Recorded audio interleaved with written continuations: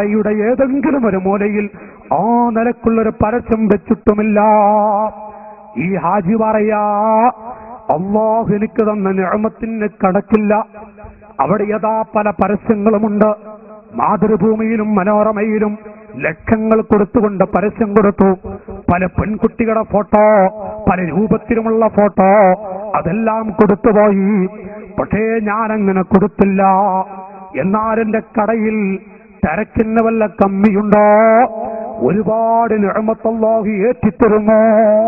ഒരു മനുഷ്യൻ സന്തോഷം കൊണ്ട് പറഞ്ഞുവെങ്കിൽ, എന്റെ പ്രിയപ്പെട്ട ഉപ്പമാരെ, റസൂലുള്ളാഹിനെ മറക്കാതെ ഉള്ള രൂപത്തിൽ വല്ലതും ചെയ്താൽ അല്ലാഹു അതിൽ എത്രയാ ബർക്കത്ത് നൽകുന്നത്.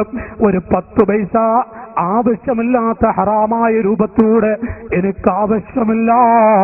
അങ്ങനെയുള്ള ഹോട്ടൽ എനിക്ക് വേണ്ട, അങ്ങനെയുള്ള ലോഡ്ജ് എനിക്ക് വേണ്ട, അങ്ങനെയുള്ള കച്ചവടം എനിക്ക് വേണ്ട, അങ്ങനെയുള്ള ബിസിനസ് എനിക്ക് വേണ്ട.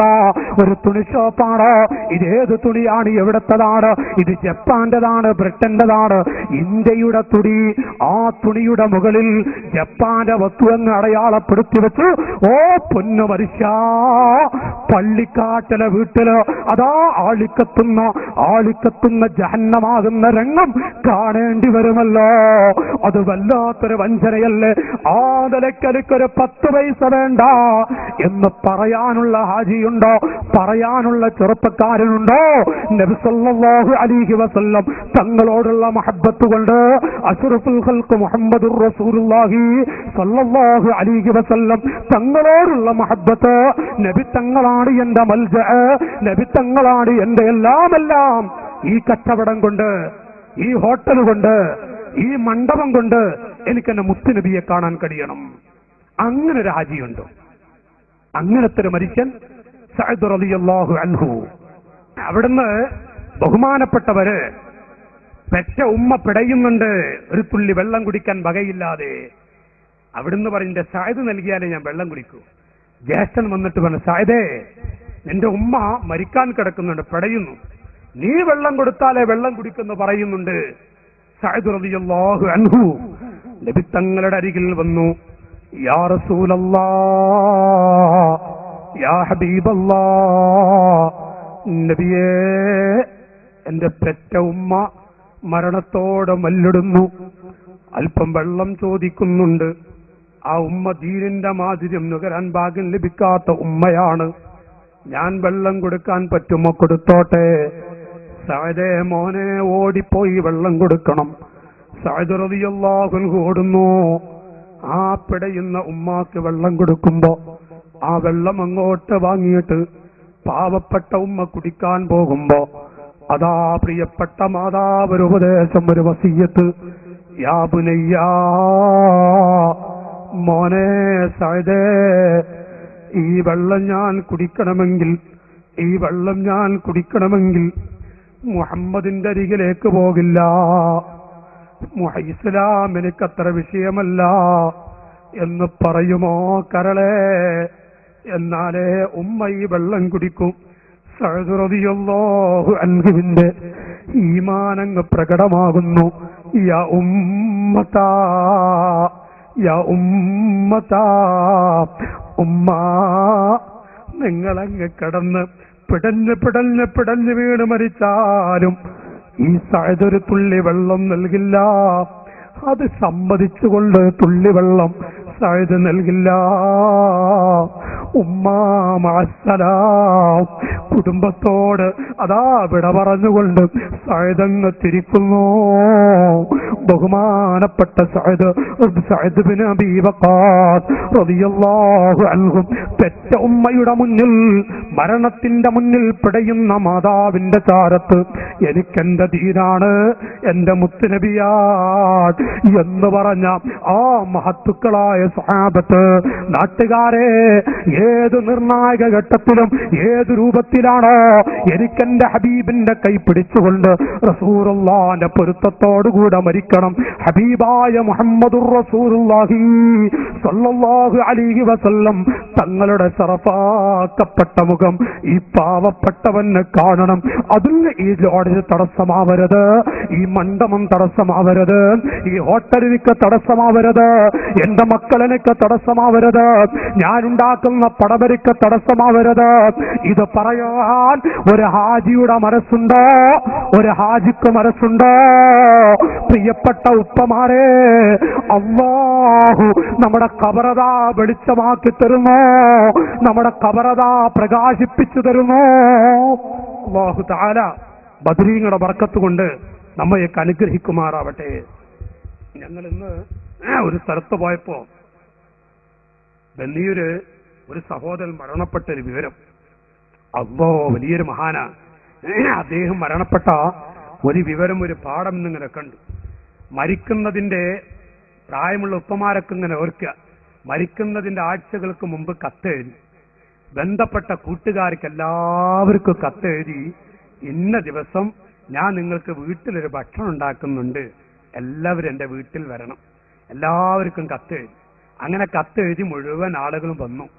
മുഴുവൻ ആളുകളും വന്ന് എല്ലാവരും ഭക്ഷണം കഴിച്ചു വുളു എടുത്തുകൊണ്ട് അതാ മനുഷ്യൻ ബന്ധപ്പെട്ട മയ്യത്ത് നിസ്കരിക്കാൻ പറ്റിയ മുഹിബീങ്ങളൊക്കെ വിളിച്ചു വരുത്തിയിട്ട് ചോറ് കടിച്ച് വുളു എടുത്ത് ലാ ഇലാഹ ഇല്ലല്ലാഹ് കലിമ ചൊല്ലി മരിക്കുന്നു. ഇങ്ങനെയുണ്ട് ഒരു മരണം. 2 വർഷം മുമ്പ് മരുമക്കളെയും 3 മക്കളെ കെട്ടിച്ചുവിട്ട വീട്ടിൽ കുളിച്ചിട്ട് പറഞ്ഞു, ഒരു ഉപ്പ മക്കളെ എന്ന് വരണങ്ങൾ രാത്രിയൊക്കെ 1:15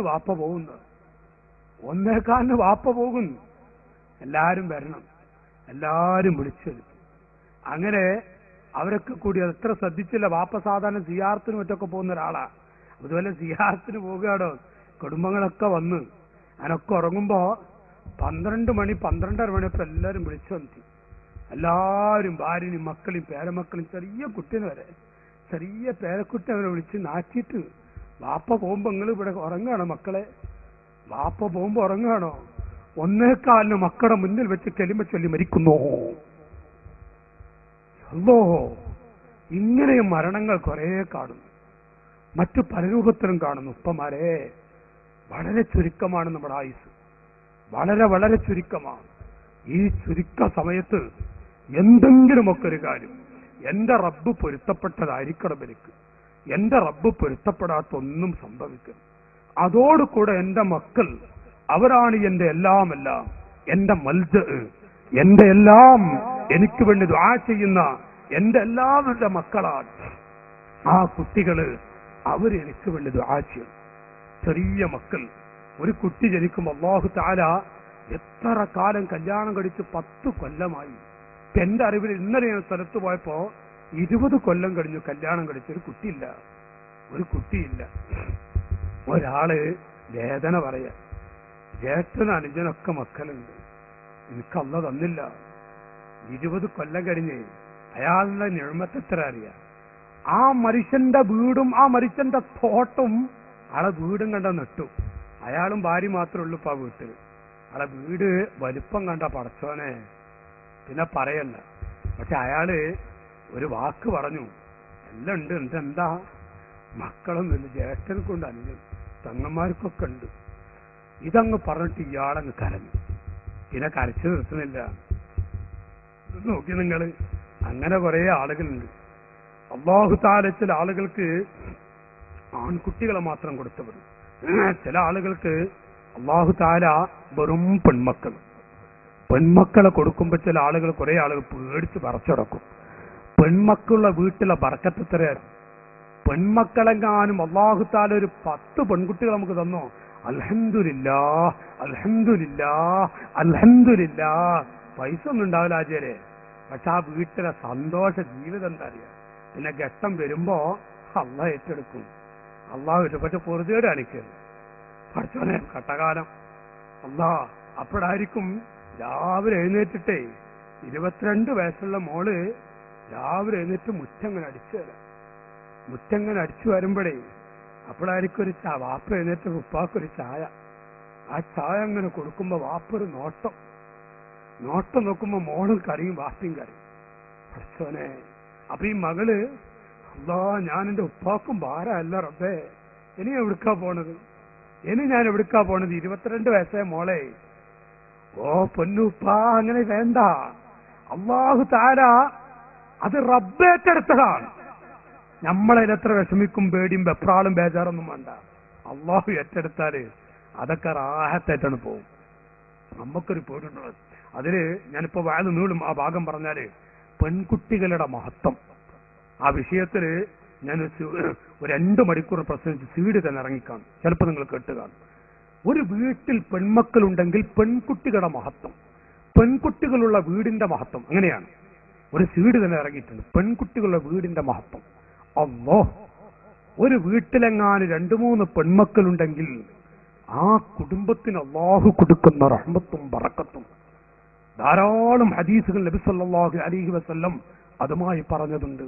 ഇന്ന് സഹദാരിക്കും പെണ്ണ പെൺകുട്ടികളാ, അല്ലോ അങ്ങനെ പറയരുത്. ആ വാക്ക് വളരെ മോശ. പെൺകുട്ടികളെ കട്ടകാലം എന്നറിയില്ല നമ്മള്, അതേപോലെ പെൺകുട്ടികളാണ്. അൽഹംദുലില്ലാ അൽഹംദുലില്ലാ അൽഹംദുലില്ലാ അൽഫമറ, അതാ വേണ്ടത്. ഉണ്ടാകും വിഷമം വേറെയാണ്. ഞാൻ പറയുമ്പോ ചിലപ്പോ ഏതെങ്കിലും ആളെ മനസ്സിൽ നിങ്ങൾക്ക് പറഞ്ഞാൽ മതി മേലേരെ, നമ്മളെ കഥ അമ്മക്ക് അറിയുള്ളൂ, അങ്ങനെ പറഞ്ഞിട്ടാ. ഉണ്ട്, വിഷമുണ്ട്. പൊറുതിയേട് കാണിക്കാത്ത ആളുകൾക്ക് അള്ളാഹ് ഇങ്ങനെ സലാമത്തായി കാണിച്ചു കൊടുക്കും. ദ്വാരിപ്പിക്കണം. പെൺകുട്ടികളാണ്, വഴികളൊക്കെ അള്ളാഹ് കൊടുക്കും. അതൊക്കെ വഴികൾ അള്ളാഹ് ഇങ്ങനെ കാണിച്ചു കൊടുക്കും.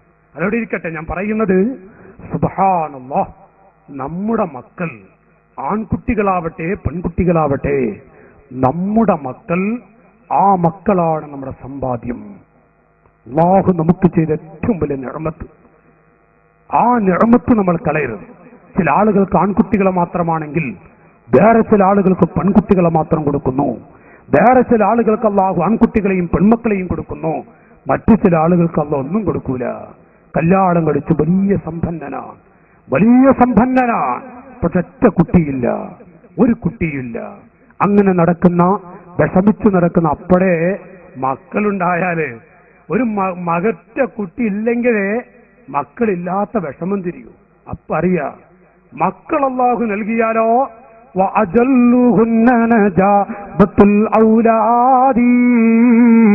അല്ലാഹു നൽകിയ വല്ലാത്ത നിഅമത്താണ്. ആ നിഅമത്തിന് വേണ്ടി ശുക്ർ ചെയ്യുക. ആ ശുക്ർ ചെയ്യുന്ന രൂപം നമ്മുടെ കുട്ടികള്. നാട്ടുകാരെ, എന്താ വേണ്ടത് അത് നമ്മൾ തന്നെ തീരുമാനിക്കുക. നമ്മൾ തന്നെ തീരുമാനിക്കുക നമുക്ക് എന്താ വേണ്ടത്. അല്ലാഹു തആല നമ്മയൊക്കെ സജ്ജനങ്ങളിൽ, സ്വാലിഹീങ്ങളിൽ നമ്മെ എല്ലാവരെയും പെടുത്തി തരുമാറാവട്ടെ. പറഞ്ഞ സമയത്തി 9:45. ഇനി ഞങ്ങളെ ക്ഷമ പരിശോധിക്കുന്നില്ല, ഞാൻ വാഴ്ന്നു നിർത്തുകയാണ്. അല്ലാഹു തആല നമ്മെല്ലാവരെയും സജ്ജനങ്ങളിൽ, സ്വാലിഹീങ്ങളിൽ പെടുത്തി തരുമാറാവട്ടെ. വിഷമില്ലാത്ത ഉപ്പമാര്, സഹോദരങ്ങള്, ഇൻഷാ അല്ലാഹ് ഞങ്ങളൊരു 5 മിനിറ്റ്, വേണ്ട ഒരു 3 മിനിറ്റ് ഞാൻ ചെറിയ മദ്ഹ് പറഞ്ഞു നമുക്ക് ദുആ ചെയ്യാം. നിങ്ങൾക്ക് വിഷമല്ലെങ്കിൽ ഒന്ന് അടുത്ത് വരിക. 10 മണിക്ക് ദുആ അടക്കി സമാപിക്കണം. അതിനാണ് ഇപ്പൊ ഞാൻ നിർത്തിയത്. എല്ലാവരും ഒരു ചെറിയ മദ്ഹ് പറഞ്ഞു നമുക്ക് ദുആ ചെയ്യാം. അർഹമർ റഹീമായ റബ്ബ് നമ്മയൊക്കെ സജ്ജനങ്ങളിൽ, സ്വാലിഹീങ്ങളിൽ പെടുത്തി